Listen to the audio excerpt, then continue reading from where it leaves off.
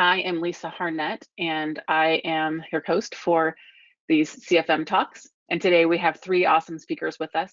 Arthur Bassbaum, who is an AWS Customer Solutions Manager. Joe Kern is in a similar role. And Will Titherington, who is a Senior Migration Solutions Architect. And all three of these guys actually work especially into managing those costs. You're fine, Arthur. And they deal with answering customers' questions every day. And we design each one of these calls around those customer questions. If you can go ahead and change to the next slide. And so we're focused on that migration as we just got from the poll. So when should I be thinking about costs and optimization during my migration process? How do I forecast those migration costs? One of those key things that we found in the poll just a second ago. What is my ROI or return on investment post-migration going to be? What are the right metrics that I should monitor during those migration? And how does the Cloud Financial Management or CFM pillar fit into the migration journey? What should I focus on and when? And so that's what we've got our folks here today, Arthur, Joe, and Will, to come and talk to you about helping you through that migration and understanding how to manage those costs. So I'm going to go ahead and turn it over to Arthur, who's going to take you through the agenda. Thanks, Lisa. Hello, everyone. Very excited to be here. Cloud Financial Management is a topic that is close to my heart. So I'm, awesome to be here sharing some of the best practices. As Lisa said, I'm a CSM here in AWS, or Customer Solution Manager.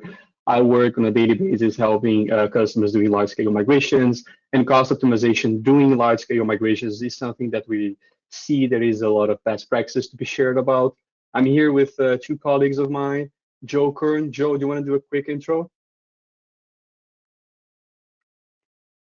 Hi, everyone. Excited to be here. Good morning or good afternoon, depending where you're dialing in from. This is Joe Kern, Customer Solutions Manager. Will? Yeah, hi, everyone. I'm Will Titherington. I am a Senior Migration Solutions Manager. I've been doing migrations for the last 20, 30 years and have hundreds of them under my belt, and looking forward to sharing some of my experience with everyone. Thanks. And today we have a very interesting agenda, I believe. We're going to be starting talking why customers decide to migrate to AWS and what are the main issues that we see these customers facing today when it comes to cost management. We're going to talk about the Cloud Financial Management framework and how does it connect with the AWS migration journey. We're going to share three key takeaways regarding how defining success metrics for migrations, which we think are very connected to a successful migration, how you can improve the visibility and predictability. So it's very, there's a section close to, I think, what was the most popular response on the poll over what is the organization is struggling today in terms of cost management during migration. So how you predict how much that migration will cost and give the proper visibility to everyone. And finally, another common question we see from customers is, as I'm migrating, how should I be thinking about optimization? Should I finish my entire migration and start optimizing afterwards? Is there any things that I can do earlier? Migration tends to take years to complete. So how to balance that attention and that effort from my end? So we try to answer some of these questions for you today. I'll hand it over to Joe now. Joe, can you tell us what are the main business drivers for customers to migrate to AWS today? Yeah, absolutely. Thanks, Arthur. So yeah, some of the common drivers we've seen for cloud migration, it's really about, what is your motivation, right? Motivation can be driven by compelling events such as a cost objective. Common driver being, saving cost, right? And to do that, you'll really need to realize a return on investment on your move to the cloud. Sometimes it can be you have target dates to exit and consolidate data centers. You may also have some end-of-life hardware and software, right? So organizations, can have multiple data centers, which can be inefficient at times. So it really makes sense to use a cloud provider. It's management. It's really management organization. It's ability to manage things more efficiently. It's simplicity. It's centralized control, really. So nowadays the conversation is advancing. You're no longer just asking, for example, do I migrate to reduce cost? It's now, how do I build capability in my organization? Boards of directors expect more than just cost savings and efficiency. even though customers are achieving between 25 to 50% savings in AWS versus on premises. Board of directors, they want to be able to move faster and transform your customer experiences. You're really looking at delivering digital transformation and to modernize your business. You want to reinvent costs and drive new innovations and business models. So these are really just a few examples of some migration drivers. I'm going to defer to Will here. Will, you're being a senior migration solutions architect. Is this what you have witnessed based on your experience? Yeah, absolutely, Joe. We see these constantly. One thing I would note is that one of the poll questions was, how do we determine migration costs? And oftentimes, not understanding and realizing what your migration costs are going to be can actually negate some of these benefits that you're going to see from the costs we have. And that's really one of the goals, is to understand what the migration is going to cost, so that these things that are bringing you to the cloud or bringing you to modernization really become even more cost effective. And that's generally what we see. And I spend a great deal of my time dealing with just that. So we actually have another poll here that we're going to share with the audience. So what do you believe is the main motivation for your organization to migrate to AWS right now? Let's give a couple of minutes for you to record your answer. In the meantime, Will, are you hearing today from customers a lot of motivation today in terms of sustainability as an important business driver for them to move to the cloud? It's definitely been something we've been hearing more and more about. The desire to really have a real good global footprint and be a good global citizen has absolutely been a driver that we're seeing more and more from folks and from our customers. And AWS is really kind of pioneering a lot of those activities by the goal is to have all of our data centers being on renewable energy before the end of the decade and even further. So we definitely are seeing that. I'm going to give a couple of more seconds for you to record this response in case you haven't already. I'm going to share the results in the moment with everyone. Interesting that I'm seeing a response. Well, I don't want to bias anyone who haven't answered yet, but the answer that I'm seeing right now, it's similar to what you just described, Will. Okay, so interest time, I'm closing the poll now. Let me share results with everyone. Okay, so we see a majority of modernize and achieve a more sustainable IT environment. So that can be not only from a sustainability environmental perspective, I'm assuming, but also maybe you have legacy workloads, old licensing applications that you're trying to modernize as you migrate to the cloud. And I think that's a very common motivation that we see around, right, Will? Absolutely. Yeah, we're seeing that across the board. Yeah. So I'm going to hide results for a moment and let's move to the next slide.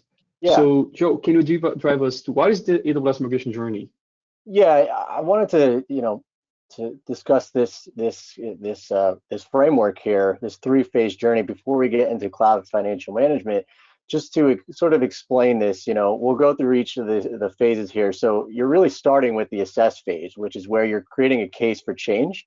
Mobilize phase is consisting of building readiness and experience, and then you're accelerating transformation at scale, really in the migration and modernization phase. So, and going back, right? So during the assess phase, you're creating that case for a cloud migration. So your organization is really evaluating your cloud readiness, and you're examining your IT portfolio. So the business case created during this phase guides the work streams of your mobilize phase and identifies the stakeholders who will need to be involved in the migration project.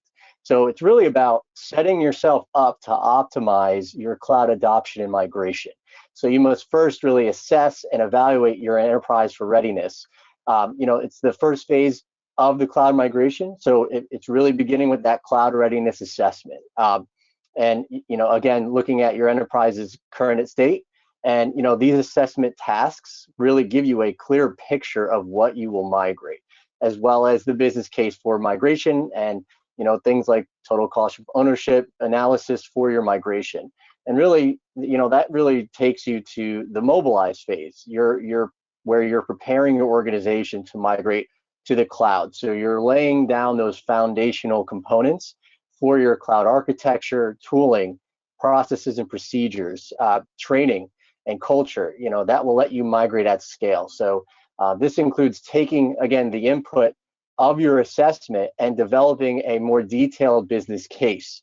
So you're right here, right? You're identifying which applications will migrate. You're taking compute, storage, networking, databases, and licensing requirements. These are all specified, and you determine the services that you will be using and migrating to. You also define a security and operational requirements, as well as your target landing zone. So this being the initial setup of your AWS cloud environment, and the definition of how you will work in the cloud and how you will ultimately keep the environment secure.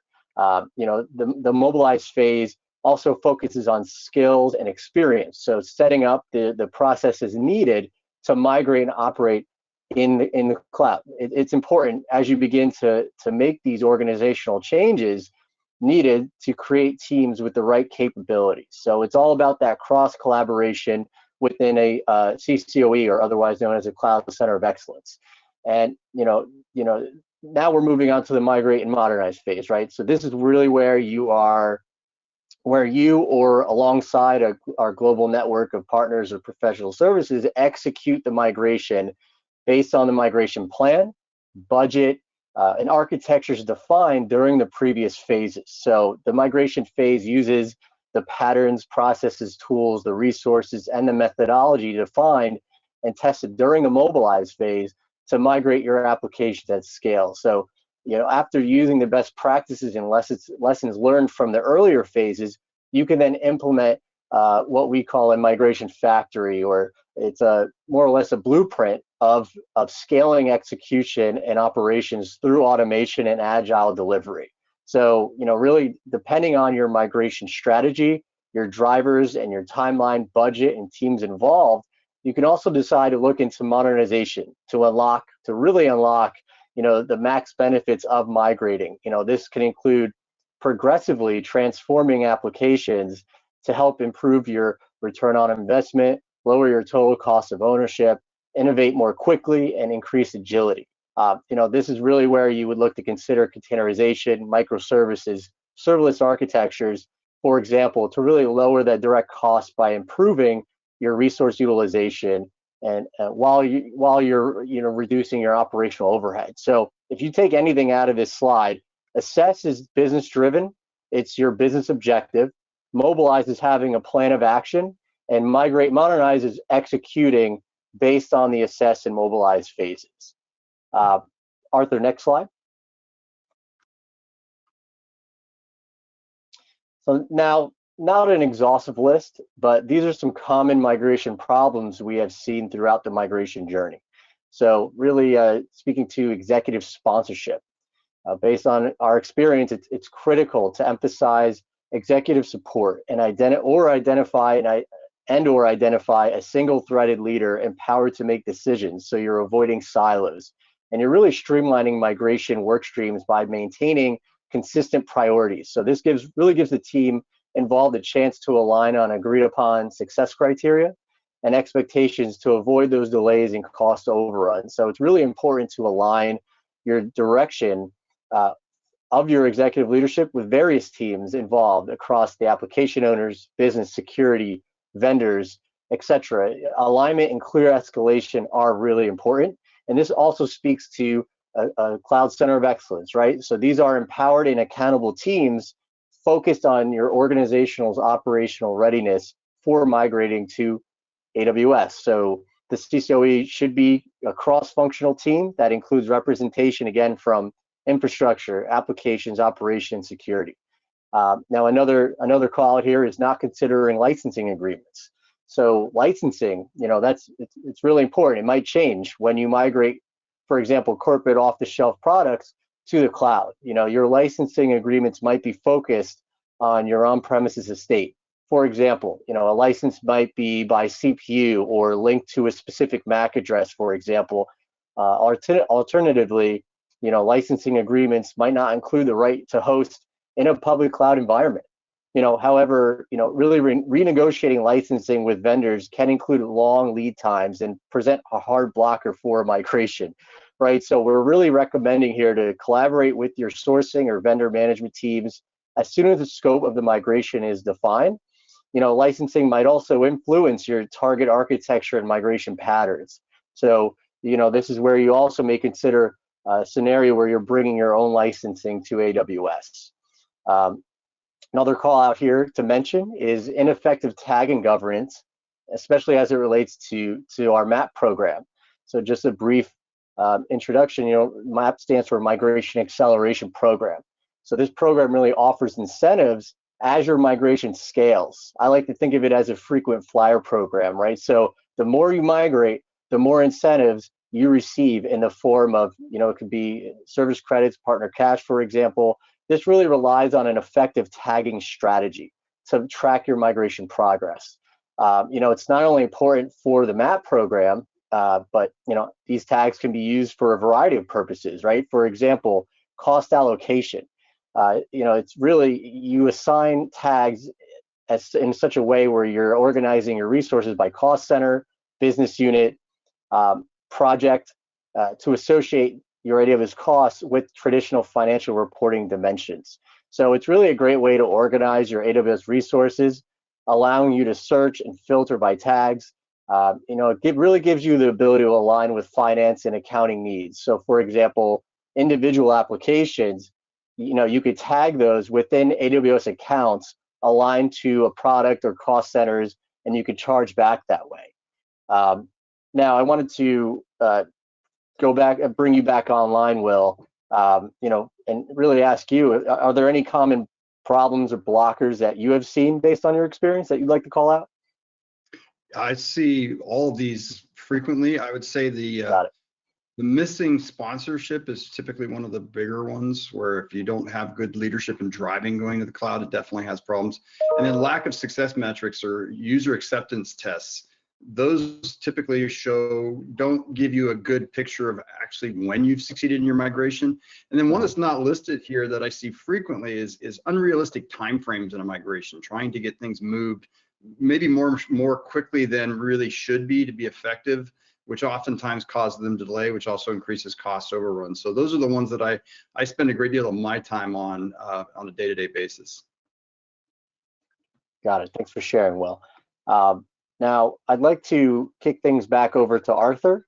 Arthur, you're up. Thanks, Joe.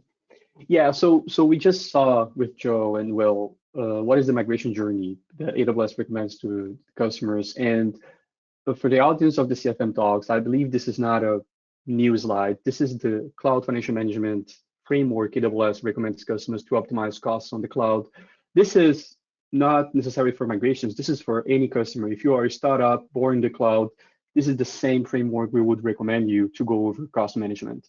Of course, not only how you save money or the cost optimization, the saves pillar that you're seeing there, but also how you properly give visibility, how you have, do you have a tagging strategy today, how you're predicting these costs from a planning and forecasting perspective, how you charge and showing back this internally, to how you run these workloads later. So it's all about, some people call it the FinOps. I'd like to see this very close to the cost center of excellence, cloud center of excellence, CCOE, that Joe just spoke about. As customers migrate to the cloud, that is a change on how they're going to track, fixed to variable costs, how this is going to interact with existing finance and reporting and all that. So it's very important to have all these pillars, mapped and aligned. And what we wanted to deliver to you today is, okay, how does the CFM pillar, how does the CFM framework combines into the AWS migration journey? Okay, so going to each one of the phases here, I'm going to go line by line. So looking for the C's at the first pillar, how you create, tagging strategy, measurement, and accountability.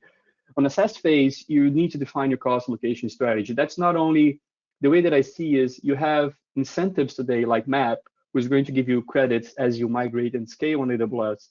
I think that's the perfect opportunity for you to also consider a tagging strategy for your organization. And what I mean about that is, what are the main mandatory tags you're going to put to the teams in place? Or, I'm talking about business tags like environment, production, team name. It's important that you not only track how much each one of these teams are spending, but also be able to show this to them, right? So in assess, that's all the piece in terms of the CFM pillar. When it goes to mobilize, how you create and what kind of reports, what is the granularity and the audience you're trying to achieve. If you're trying to achieve only the executive sponsor, you don't need to have a very detailed, granular report. You don't need to spend much time on cost and usage reports and very granular information. Maybe a simple cost explorer report will suffice your leadership. The same way, if you want to show this to the teams who are on site and really delivering that migration, you may want to go more granular, and you may need to create custom dashboards using QuickSight or even using some of the partner tools we have available. Finally, so it's important to define this and mobilize, because as you go to migrate and modernize from a C perspective, you wanted to monitor this and be able to either send automatic reports or have a right place that people can go and see that without, depending on someone. Hey, Joe, can you send me how much we spent last week? You want to have this intrinsic implemented at your governance environment. We're talking about business value here. So on the plan area on assess, you're going to define what these metrics are. It's not only related to AWS cost, but also you want to lower latency. You want to fast a better experience for your customer, whatever that means. So this is also a good opportunity for you to also track these on the migrate and modernize phase. Moving to the save pillar, on the assess phase, there is an important aspect here that will actually reminded me as we were planning for the session, which is, if you're doing this migration for the first time, you may not have any workloads on AWS. So, what are you going to save on AWS on assess? And that is really about retiring. So what are the workloads that you're not going to bring to the cloud? That is 100% savings if you don't launch the things that you don't need on the cloud, right? So it's very important that as you're planning your migration to identify workloads you're going to be retiring in a couple of months, maybe years, and do not spend much time, moving them. Just leave them where they is and do the proper decommissioning for them. On the mobilize phase is really where you, on the save perspective, is where you're going to start learning how you can right size on AWS, especially if you're doing this for the first time. So this is the time for you to test the new technologies like Graviton and burstable instances, try different instance sizes. So if you get a good data collection to do your migration, which instances are over provisioned on premise today, and you'll be able to already launch them on the right size on AWS. We strongly recommend you to do that, not only for you maximize your ROI, but also it's much easier, as you're going to see in the presentation, it's much easier for you to right size as you migrate than leave to right size this afterwards, okay? So I'm talking about these two in EBS here, S3. So those are the three biggest major components in terms of cost contributing to customers' bill today. But of course, there are other examples there. But this is, I think, the main ones. And of course, as you migrate and modernize, you have these workloads running for a little longer. You'll be able to, they're going to be running on AWS. So we have native tools that are going to recommend you savings plan, reserve an instance, commitment-based pricing models that you can leverage without, you don't need to relaunch these workloads. You don't need to change the architecture. As you make these commitments, you're going to save more money. And we strongly recommend you to do earlier than later. So again, you can maximize your ROI for this migration. Finally, for the plan and RAM, you're defining metrics, you're creating a migration budget and forecast. On the mobilize phase, you are tracking this forecast to see how accurate you're being. That's actually one of the metrics we recommend customers to have. What is the accuracy of your forecast and how you can implement, how you can improve that by analyzing, root cause analysis as you migrate and modernize. Finally, for the run piece, you are really, as you create your CCOE and start to centralize some of the cloud best practices, you establish guardrails to make sure you're not having surprises on the cost. So I think one of the things we mentioned, we saw in the first poll is how you predict costs and avoid cost surprises. So enabling guardrails, using IAM policies and things like cost anomaly detector. Those are, free features you have on AWS that can help your organization, track this behavior. It's all about, as you create a CCOE, establish this relationship with your finance organization. Some customers, they have a finance organization joining the CCOE. Others, they have a financial stakeholder part of the CCOE who interacts with finance. Either way, it's just important that you have, both of these teams connected. And here, just example of a couple of tools we have for each one of the spaces that we recommend you to explore in case you haven't already. So organization and control tower, for the assess phase, that's going to start building your landing zones and have the proper one way to do the cost allocation. You, instead of using tags, you can use different linked accounts, for example. Some customers prefer to do that way. You can do both as well if you prefer. Migration evaluator, a way for you to start estimating your cost in your business case and all that. We also have for the mobilize, Cost Explorer can do a very decent reporting for your stakeholders, for example, if you don't need enough granularity. And I'm not going to mention all of them due to time perspective, but this is some of the tools that correlates to the previous slides you saw.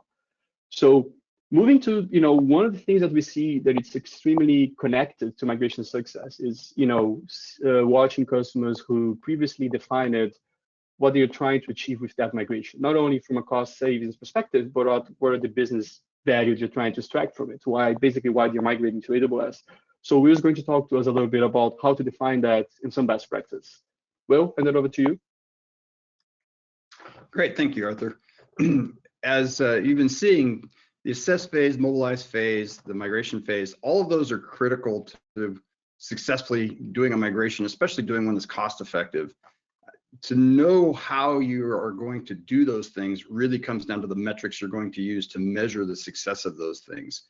So today, most organizations have some metrics of what they're running, how their business is functioning, where they're spending their costs.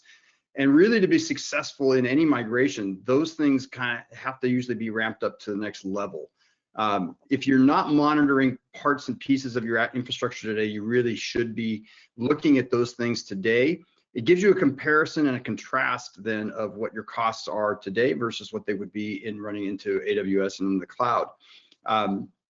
Knowing those really comes from having good tools and good abilities to have those metrics captured typically automatically. We're going to talk a little bit more about tooling on this in this presentation, but really knowing what those metrics are and how to capture them is going to be critical. When you're really looking at those variables, one of the things to keep in mind too is what else are you going to be measuring that is not necessarily a metric that is running from the applications themselves or the machines themselves. What are those sometimes intangibles? How do I measure staff increase? How do I measure increased resiliency? A lot of customers, they have specific disaster recovery plans and pieces of information that they need for knowing what those are. They don't necessarily apply those to what they would be in their cloud migration as well. So understanding those business drivers as well is critical for that. And then obviously we've said this before, but the executive sponsorship is much more critical than most organizations really understand. You need to have someone that can remove blockers. Most organizations have issues with controlling costs because of silos. And silos usually can only be moved past by if you have someone who has the authority to kind of break some of those silos down. And really to get full advantage of migrating everything, you need to break those silos down. And if you can't break those silos down, it increases the cost of the migration, it increases the inefficiency of it, and ultimately can be very painful and difficult for all involved. And one of the things that I had said to Arthur in some of our conversations was, knowing your metrics is really a compass to the success of your migration. It gives you the guidance to say, am I on track now? Will I be on track going forward? And so keeping those things in mind gives you the ability to control those costs as you go forward and design and define what the success is. Next slide, Arthur. So as you go through these various metrics, look at what these things will translate to. Cost and productivity, general performance, resilience and security, business agility. All of these metrics should have some kind of mapping to the infrastructure that you're building and the infrastructure that you have today, and then translating those over to how those objectives will be met during that migration so that pre and post migration, you understand the benefits that you're getting. Being able to operationalize your post migration environment is going to be critical. And you don't necessarily know how to do that unless you've got the metrics to measure what those parameters were that you were going through. So keeping those pieces of information at hand and at bay are really going to be the critical pieces to controlling those costs. And this is where AWS and folks like myself, we spend a great deal of our time helping customers figure out what these KPIs are, what these informational pieces are, and how to translate them properly so that customers can have the best migration experience and have the least amount of pain, which ultimately reduces the cost and the complexity of it. I'm going to pass it back to Arthur at this point to go through some of the aspects of things that we see much more frequently on his end on the customer service side, and a little bit less on the migration side. Thanks, Phil. Yeah, this is basically I wanted to highlight. So the CFM talks from July, we had a great presentation with Levon and Colvin talking about a recent study. It was done with the Racket Group, outlining customers who migrated to AWS, what are the overall benefits they achieved. And doing that analysis, they identified some top performance of their behavior, some of the top performer customers, and they managed to achieve, as you can see here for some of these metrics, a much higher impact on the organization. So I strongly recommend if you're so our objective here today is just to highlight to you there's importance to define success metrics, share some of these metrics on the previous slide as Will did. And if you want to dive deeper into, okay, how these customers implemented these metrics, I really recommend there's a full session that was done. I really recommend you to visit and watching this page, this presentation from July. So moving to how we improve migration visibility and predictability, that is one of the things that on the first poll we got as one of the common things customers are struggling today, at least for the audience here today. And I think it is also connected to how we see this with customers today on a day-to-day activity. So I want to start just saying this is an example of how a migration business case would look like, a generic one. Okay, so basically you have the dotted line there just represents keeping things the way they are, keeping on-premise or on their hosting environment. You have this likely inclined line over the years. If you decide to migrate to the cloud, there is a migration bubble, which is this red area where it's a very critical moment, because it's a moment where you are at the same time you're migrating to the cloud, but you're also paying to have your workloads on your premise or your hosting partner. So it's very important from a financial perspective that financial bubble is not longer and not very intensive, right? So you definitely, I think from a financial perspective, you want to make this as smaller and faster as possible. So that's why we want to accelerate migrations. Of course, everything that I'm saying here is not to jeopardizing any of the performance of your application, impact your customers, or the security of it. But the objective is really to how you can reduce and make this as faster as possible. And AWS has funny programs like the map to help you smooth this out for you, but it's still it requires the customer to be very attentive and fast on this process, or work with partners to do that. So oops, sorry, just went super. I'm really sorry about that, team. Just pressed the wrong button here. Okay, be back in a moment.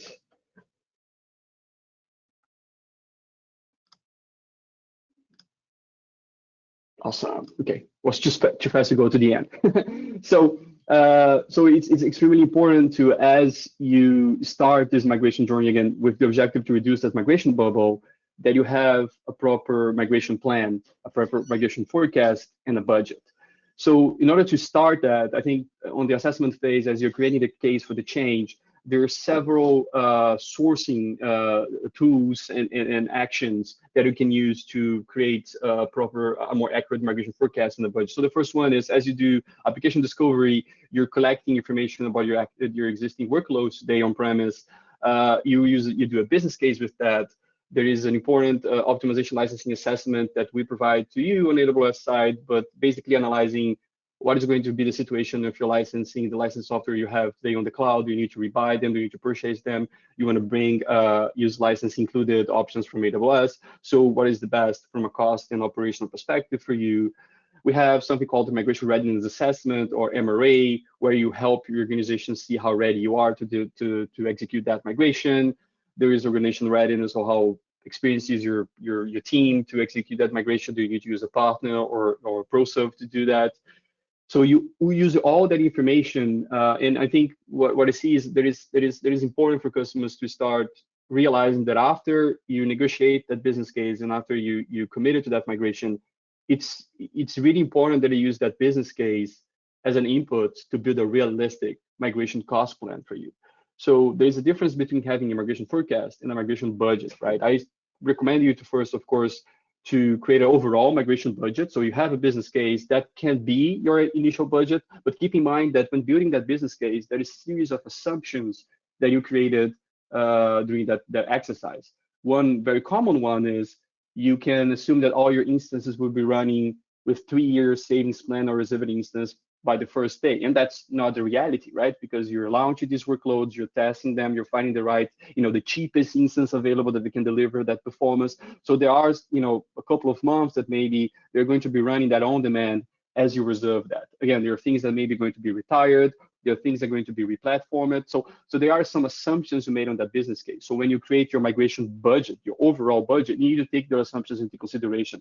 Maybe put a buffer on it. You need to be a realistic one, not very, optimistic, assuming everything is going to be as that initial exercise, because you're still learning how that migration, how that workload will behave on the cloud. So the budget is really, this is how much you have allocated, this is how much you're going to communicate with leadership, with executive sponsorships, how much you estimate this is going to cost right now. And you're going to, it's a more tactical workload.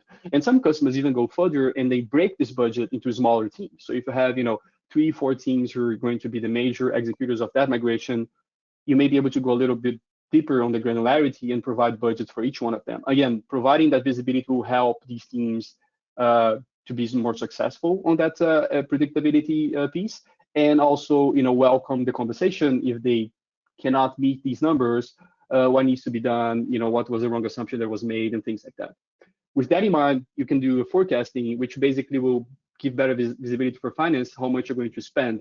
The forecasting is a more strategic area, and it's more dynamic because you learn as you go. So as you learn the speed of your migration, how fast you're launching these migration waves and things like that, you can, you're going to be better at your forecast. So one of the metrics that we recommend customers to have here is to track the accuracy of your forecast and analyze, root causes when you're, going over or below that. Okay, so the different ways you can do this forecasting. The trend-based forecast, I think, is the most the easier one because there's a very built-in cost explorer. There's a native free tool on AWS that you can use to estimate your costs. The problem with the trend-based forecasting is that it requires prior information to be accurate. So in the context of a migration, you're still migrating these workloads. So the accuracy is going to be off because AWS or the forecasting methodology doesn't know how fast or why you're going to migrate. So it can be useful once you finish your migration, or if you have like a pretty steady workload. It's a very accurate methodology. But if you are in the middle of a migration, I recommend you to go either to the drive-based forecast or the drive-based forecast with unit metrics. So the difference here is really about how accurate and how granular you manage to create the business metrics that we just spoke, that Will just presented to us. So the drive-based forecast is you create a methodology, a model that basically it can be either your business case, estimating how much you're going to, how much each one of these workloads, when you're going to launch each one of these workloads, and you can use AWS pricing calculator, or you can use your own, the bidding API to estimate how much that will cost given your current time frame. Again, in the beginning, that's going to be a little bit off because you don't know how fast your engineers are going to be able to, how accurate your engineers are going to be when they say, well, we're going to launch this waves in the next 2 weeks and the next 2 weeks. So be ready for some inaccuracy in the beginning. But as you get ready, you get better on estimating when these workloads are going to be launched and how the right size they are, that forecast is going to be more accurate and going to give more predictability to your organization. It requires a strong partnership between finance and the CCOE or the engineers, because you need to have a good connection between the people who are executing the migration and the people who are tracking the migration from a time frame and a financial perspective. The difference between that and the unit metrics is because the unit metrics, maybe you're a customer who are migrating to the cloud, and today you already have these metrics established in the organization. A common one will be cost per user or cost per transaction. So as you migrate to the cloud, you may be, with new features, you estimate you're going to have more transaction or more users. So you can use that unit metric to estimate how much your cost is going to be in the future. Of course, again, same thing in the beginning, maybe it's hard to really nail exactly how much new users you're going to get, but that is a good estimation. As of course, I'm assuming you're not have like any off-cycle seasonality situation like Black Friday happening, that it's maybe hard for you to estimate how many new users you're going to get, but that can be another way for you to take the forecasting piece. So I recommend first, in case you're not there yet, start with the drive-based forecasting, because if you've never done any of this, during the migration, there is a way you can do that, and that is using t-shirt sizes. So this is a common example. The numbers here are just, I took them from the AWS pricing calculator. This is a fictional example of a customer who are migrating, and after looking at the business case and all the instances they have 12 different t-shirt sizes. So each size, they have 3 sizes for each one of the OSs. They have Linux and Windows, and they have, prod environment and dev environments. So in the end, you have, 12 different t-shirt sizes. And with that in mind, you can create a forecasting plan. So I plan how many of these workloads are going to launch each month, and you can use that to estimate how much your cost is going to be.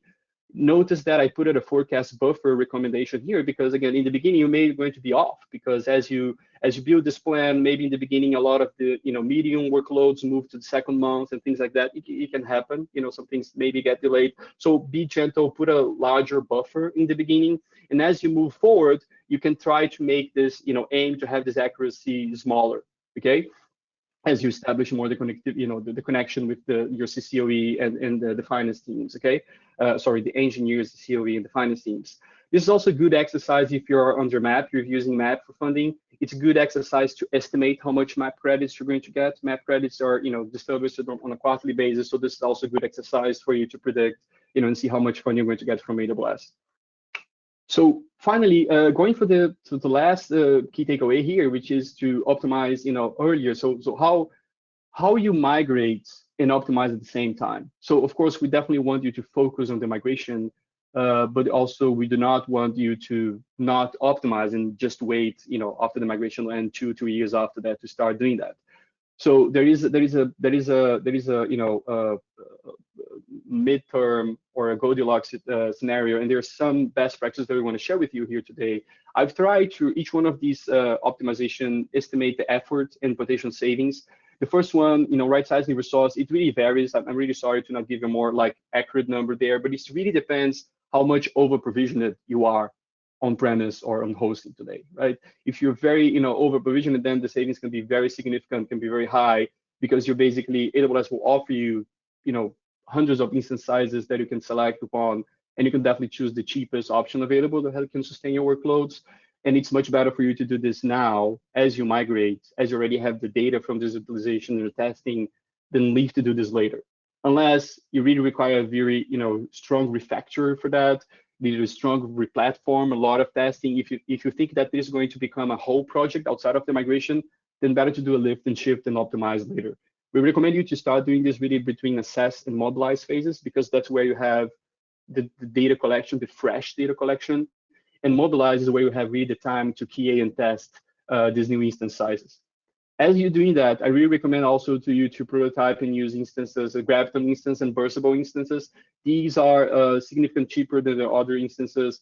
And if your workload fits into this scenario, really recommend you to also already test them during mobilize. Same thing with GP3. It's the elastic block storage. It's cheaper than GP2, should be your default option unless you have a very good reason for not doing that. So strong recommend, if you're migrating now, just make sure you're launching this with the cheapest available option, the best cost performance option there. Same thing for S3. There are lifecycle policies you can create that will automatically find the cheapest storage class for you. Again, in the beginning, you may not have visibility of that because you're migrating still, so these workloads are new to AWS, but we have native free tools. We will analyze that spend and provide you recommendations. So make sure you have owners for these activities and are implementing this and tracking the cost, so you can generate recognize good behavior. And finally, as you migrate and modernize, make sure that you're reserving the capacity of these workloads. I strongly recommend customers today to move to savings plan for compute workloads and consider reserving instance for the others. They're non-compute based, like RDS, Redshift, and all that. They can, deliver significant savings for you without really required to change the architecture. And yeah, better to do this between migrate and modernize, because during that phase you have some time already with that instance running, so you know if that is the right size for you and be able to proper reserve the capacity there. All that requires a good data collection So I'm going to switch to Will very quickly here to talk about some of the best practices to data collect information from these migrations. I think the objective here, Will, right, is to define, when to run and how long to collect this information from the on-premise environment and provide you the right recommendation to run this on AWS, right? Absolutely. One of the biggest questions we always get when we do any assessment is how long do I need to collect data for? What do I use for the collection for that process? AWS has a comparison tool that we put together. It was actually in conjunction with a lot of our partner solutions that are out there. It isn't complete at every solution that's out there. There's always more coming out. This was one though that there were volunteered customers that came in and gave us insights into their tools, and we were able to catalog them and show strengths and benefits to each, pros and cons, so to speak. Really on the duration of how long to collect data, the general practice and the rule we usually say is we need 2 weeks worth of data. But there are certain things that really need to be taken into consider on that. If you're running data at peak times, then you'll have peak values, and oftentimes it's easier to right size. But if you're running data at a low time where you know as an organization that you're not really at your peak usage, then it can sometimes skew the results a bit. Now, what would be the most optimum, obviously, for any organization is to run for a full business quarter. Then you get peaks and valleys, and you kind of know your tops and bottoms for everything. The reality is that's not really practical for most organizations, but if you're able to, that gives you the best visibility into your data. And then you can really plan your migration, plan your sizing, plan your modernization successfully based on that information. But this tool is really very useful, and it's showing you what is out there, what can be done. Picking the right tool for your environment, though, is going to be critical.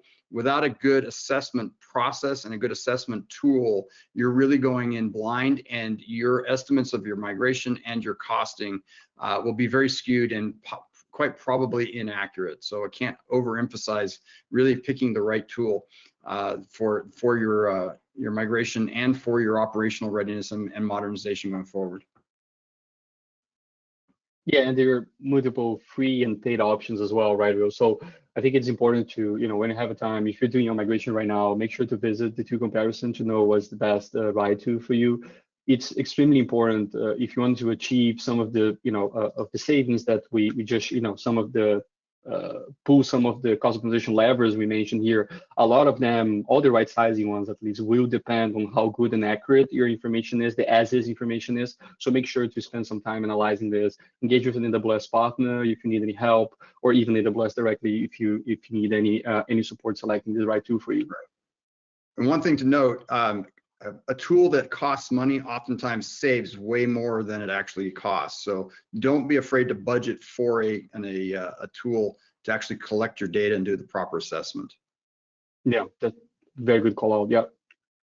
Yeah, so we're going to wrap up for today. So really, as you get started, as you disconnect here, if you're starting a migration, you're already in the middle of one, make sure you have these business metrics defined with your organization. Make sure you have an executive sponsor aligned to that.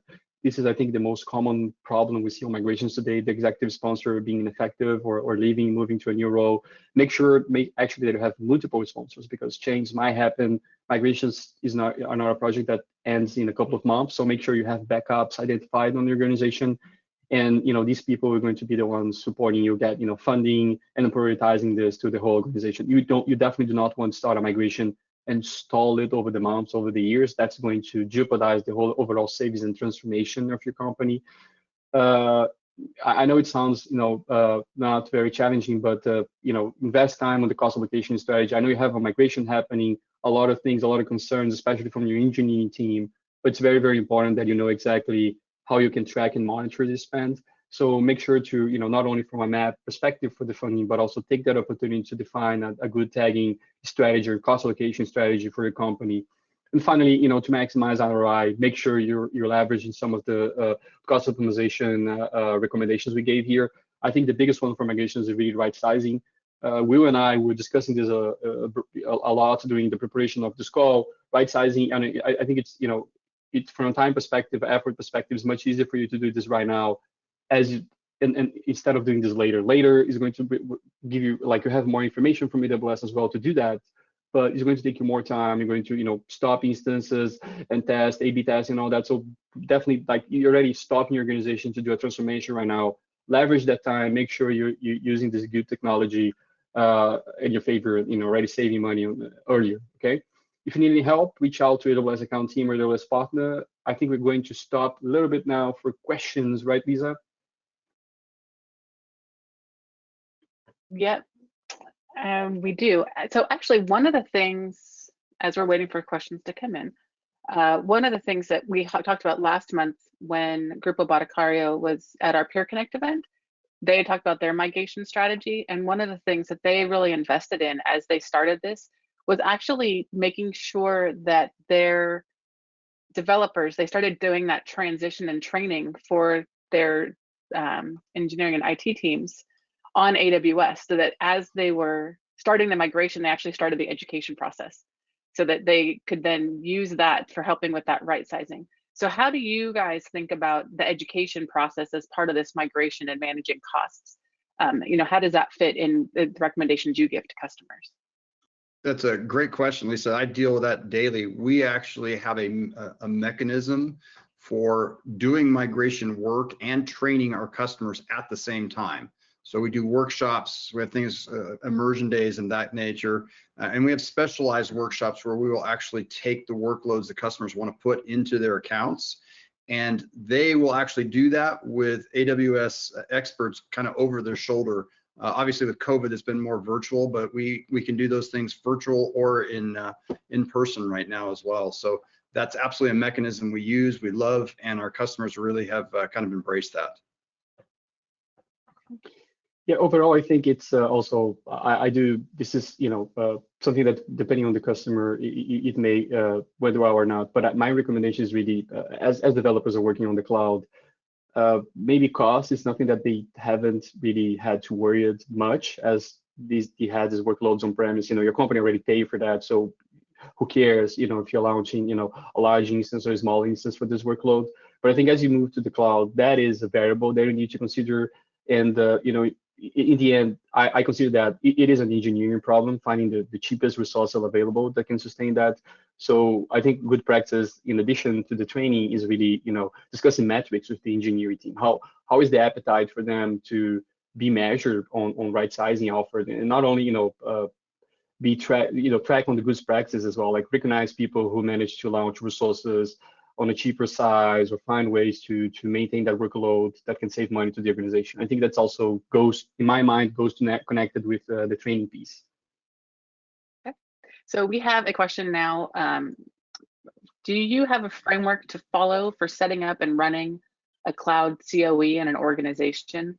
So as part of this migration, how would you start setting up that cloud center of excellence or center of competency? Yes, there is a framework for that. Our ProServe team actually has a very elaborate methodology for that. That it's a paid service, but there is several pieces of documentation. I don't know if I have those handy with me right this moment, but there are several white papers and processes on how to build and manage a CCOE. I would absolutely ask for some assistance as well if it's a first journey, either looking through the web, the white papers, or reaching out to AWS or a partner. That's what we spend a great deal of our time doing, because it does take some experience initially to get started, but once you get started, it's actually pretty straightforward. Yeah, one thing that we we'll follow up with that too.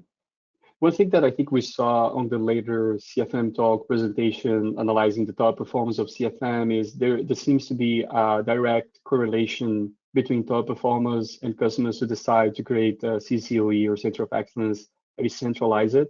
So the way that I saw is some customers, they want to give developers and engineers more autonomy and build and track their own costs, which I think is great. But in the end, it's very important, I think, to have that CCOE or the unity, can be a CBO, whatever you want to call it, but centralizing some of this reporting and some of the visibility and metrics. I think it's important to have this central piece. That's what we learned, at least from the Hackett Group study, as one of the top performers best practice. So whatever you build that CCOE, for the person who asked the question, I think it's important to consider centralizing this, at least initially, especially if you're doing this for the first time. I would recommend that. Yeah, I think that's one of the things we've seen with Key, is that centralized governance really makes an impact, because it gives you a place where you can learn those best practices and get them back out to the different parts of the organization. So we have one last question, and then we'll go ahead and close out. But do we have any tools or methodologies for migrating IBM workloads to AWS? Is there anything specific for those, or is it, or does it really matter where your workloads are coming from when you plan this out? Are the tools different? For the IBM workloads, we do have it's a relatively new service that's offered for that. It will depend largely on how it's written, what the applications are, but we do have a service for that now. There are some new experts that we've hired to do those workloads as well. They are, I can't say that it's a one size fits all. There really is a lot of information that we need to gather from the customers to figure out the best methodology. A lot of it has to do whether there's a Java aspect to it or not. But the short answer is yes, we absolutely can help with that. And that would be something I would reach out to either a partner or to AWS directly to get more information of what those workloads are and the appropriate fit for those. Awesome. Thanks. So I think we need to go ahead and end. We've got like 1 minute left before we end on time. So I want to make sure that folks are aware we've been putting these references into the chat as we went. But if you do download the presentation, you'll have access to all of these different things that Arthur, Will, and Joe have mentioned as we went through the call. So thank you so much for being here today. We do have upcoming events. Every Thursday, there is a Twitch show where it's a chat format with usually 2 or 3 speakers, and they take your questions. So if you've got questions, you can follow up with keys to optimization. And every month, I run the CFM Peer Connect, and this month we have 3 customers into it, Newbank, as well as University of New South Wales, who'll be talking about their measurement and accountability and what their practices are. And that gives you an opportunity to talk to other customers as well. So we've got that event coming up next week, as keys to optimization is every Thursday. But thank you so much for being here, Arthur, Will, and Joe. I loved hearing all of your advice. I love all the prep calls too. But thank you so much for being here and sharing. It's really great to have you. Thank you so much. And thanks everybody in the audience for being here today too. Thanks for having us. Thanks all. Bye-bye.